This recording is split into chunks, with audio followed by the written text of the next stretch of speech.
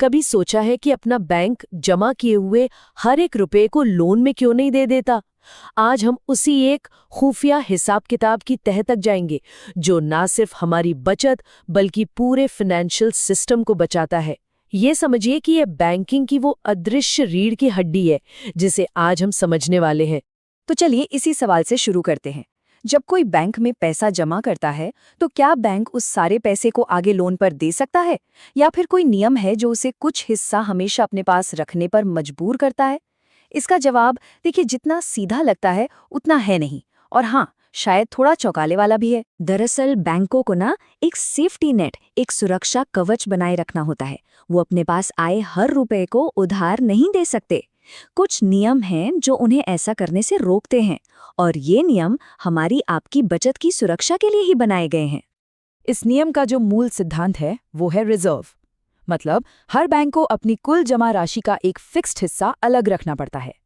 ये एक तरह से इमरजेंसी फंड जैसा है, ताकि ये पक्का हो सके कि अगर कई जमाकर्ता एक साथ अपना पैसा निकालने आ जाएं, तो बैंक उन्हें पेमेंट कर सके। तो ये सेफ्टी नेट काम कैसे करता है? भारत में ये पूरी कहानी बस दो छोटे से नामों के इर्द गिर्द घूमती है, सीआरआर और एसएलआर। चलिए इसे थोड़ा विस्तार से समझते हैं। क्योंकि यही वो चाबियां हैं जिनसे बैंकिंग का असली सिस्टम समझ में आता है। तो इन अनुपातों के संधारण की वैधानिक आवश्यकता क्या है, इसे पहले समझते हैं। समस्त राज्य सहकारी बैंक और समस्त जिला सहकारी केंद्रीय बैंकों सहित समस्त बैंकों को बीआर एक्ट 1949 की धारा 18 और आरबीआई एक्ट 1934 की धारा 42(1) के प्रावधानों के अनुसार न्यूनतम कैश रिजर्व अनुपात अर्थात कैश रिजर्व रेशियो या सीआरआर वर्तमान में 4% है को बनाए रखना आवश्यक है।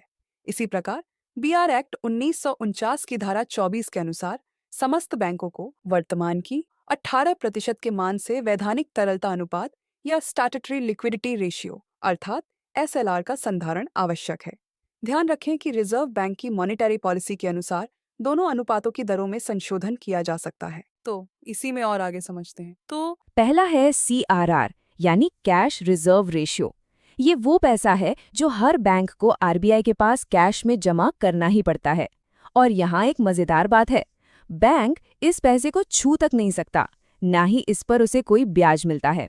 असल में ये आरबीआई का एक टूल है जिससे वो बाजार में पैसे के फ्लो को कंट्रोल करता है। दूसरा नियम है एसएलआर, यानी स्टैट्यूटरी लिक्विडिटी रेशियो। ये भी जमा का एक हिस्सा है, लेकिन इसे बैंक अपने पास ही रखता है। पर हाँ, ये पैसा सोना, सरकारी बॉन्ड्स जैसी सेफ और आसानी से बेची जा सकने वाली चीजों में लगाना होता है। इसका मकसद बैंक की अपनी फाइनेंशियल हेल्थ को पक्का करना है। तो मोटा मोटा फर्क क्या है इन दोनों में? सीआरआर का पैसा जाता है आरबीआई के पास, जिस पर कोई कमाई नहीं होती, जबकि एसएलआर का पैसा बैंक अपने पास रखता है और उस पर रिटर्न भी कमा सकता है। सीआरआर का मेन काम है इकोनॉमी में मनी सप्लाई कंट्रोल करना, जबकि एसएलआर का मकसद है बैंक को सेफ रखना। अब सवाल ये है कि सीआरआर और एसएलआर की कैलकुलेशन होती किस आधार पर है? इन दोनों रिजर्व परसेंटेज के पीछे एक ही बहुत जरूरी आंकड़ा है, जिसे हर बैंक को बड़ी सावधानी से कैलकुलेट करना पड़ता है। इस जादुई नंबर को कहते हैं डीटीएल, यानी डिमांड एंड टाइम लायबिलिटीज। आसान भाषा में कहें तो ये वो सारा पैसा है जो बैंक पर उधार है, मतलब जो उसे अपने कस्टमर्स को लौटाना है, चाहे वो सेविंग्स अकाउंट में हो, करंट अकाउंट में या फिर एफडी में। यही डीटीएल वो बुनियाद है जिस पर सीआरआर और एसएलआर की पूरी इमारत खड़ी होती है। यहाँ तक सब कुछ ठीक लगता है ना? लेकिन क्या हो अगर ये बुनियादी कैलकुलेशन ही गलत हो? हाल ही में रेगुलेटर्स ने पाया कि कई बैंक इस जरूरी आंकड़े की गिनती में ही गलतियां कर रहे थे।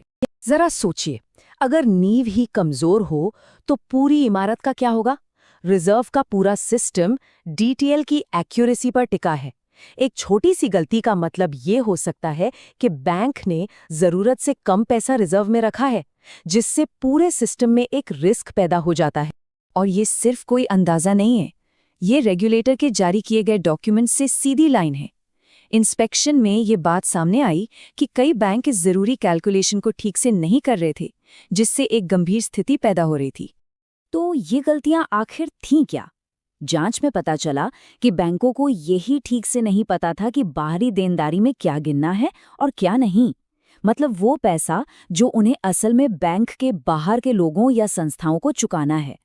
इसके अलावा कई बैंक तो रोजाना अपने लिक्विड एसेट्स का रिकॉर्ड तक नहीं रख रहे थे, जो कि एक बहुत ही बेसिक और जरूरी नियम।